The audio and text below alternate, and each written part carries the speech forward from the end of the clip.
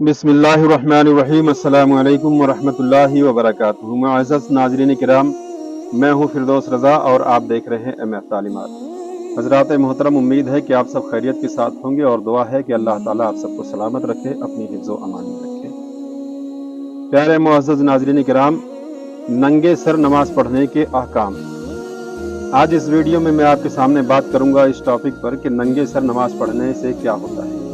नंगे सर नमाज पढ़ने से नमाज होगी या नहीं होगी। नमाज के अंदर में अगर सर से टोपी गिर जाए तो फिर उसको उठाना कैसा है, नमाज होगी या नहीं होगी।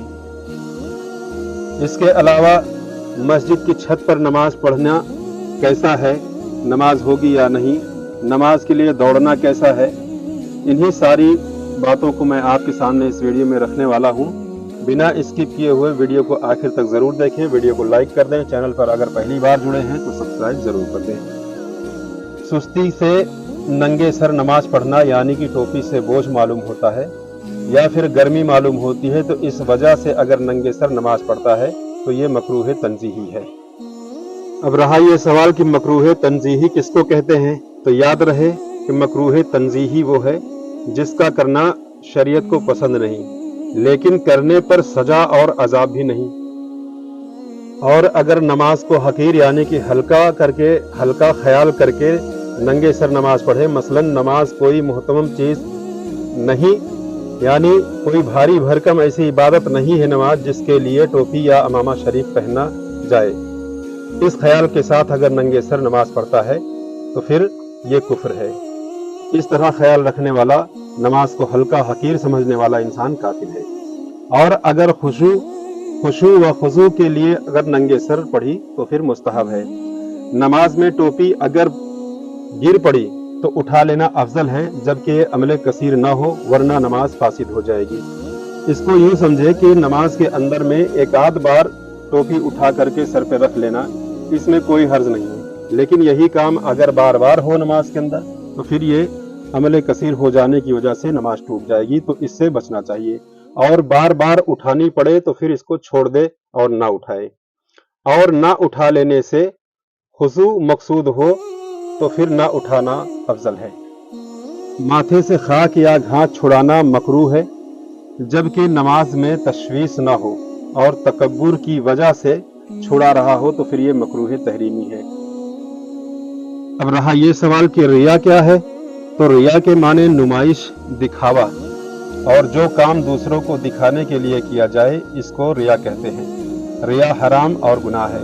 हदीस पाक में रिया को शिर्क असगर यानी छोटा शिर्क कहा गया है, जो अमल रिया से किया जाए इस पर सवाब के बदले अजाब होता है।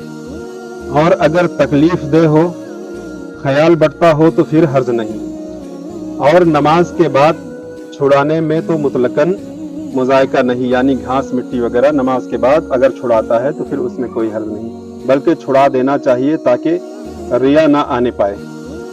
यूं ही हाजत के वक्त पेशानी से पसीना पोंछना, बल्कि हर वो अमल कलील कि नमाजी के लिए मुफीद हो जाए, नमाजी के लिए मुफीद हो वो जायज़ है, और जो मुफीद ना हो वो मकरूह है। नमाज में नाक से पानी बहता हो तो इसको पोंछ लेना जमीन पर गिरने से अच्छा है। और अगर मस्जिद में हो तो फिर पोंछना जरूरी है, मस्जिद में न गिरने दे।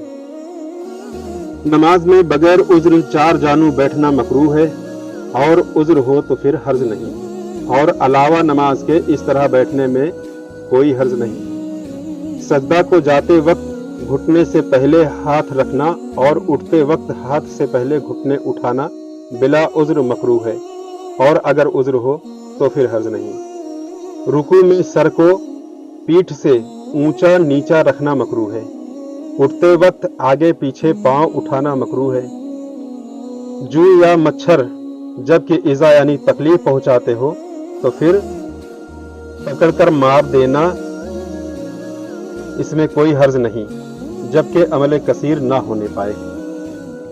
मस्जिद की छत पर नमाज पढ़ना मकरूह है।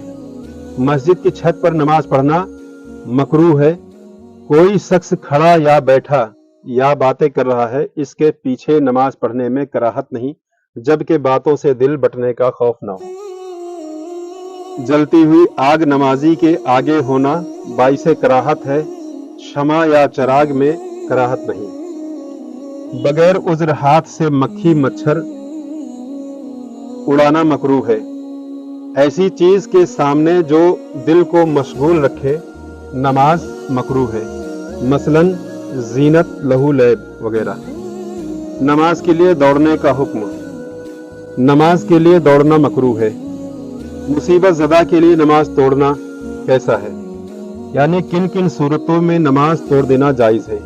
कोई मुसीबत ज़दा फरियाद कर रहा हो, ऐसी नमाजी को पुकारा, इसी नमाजी को पुकारता हो, या मुतलकन किसी शख्स को पुकारता हो, या कोई डूब रहा हो, या आग से जल जाएगा, या अंधा राहगीर कुएं में गिर जाएगा, इन सब सूरतों में नमाज तोड़ देना वाजिब है, जबकि ये नमाजी इसके बचाने की कुदरत रखता हो। पेशाब पाखाना मालूम हो या कपड़े या बदन पर इतनी नजासत दिखी कि जितनी नजासत के होते हुए नमाज जायज़ नहीं, या नमाजी को किसी अजनबी औरत ने छू लिया, तो इन तीनों सूरतों में नमाज तोड़ देना मुस्तहब है, जबकि जमात का वक्त न जाता रहे। और पेशाब पाखाना जबकि बहुत जोर किए हो तो जमात छूट जाने का भी ख्याल न करे, हाँ वक्त जाने का ख्याल जरूर किया जाएगा। सांप वगैरह को मारने के लिए नमाज तोड़ देना जायज है, जबकि काटने का सही अंदेशा हो।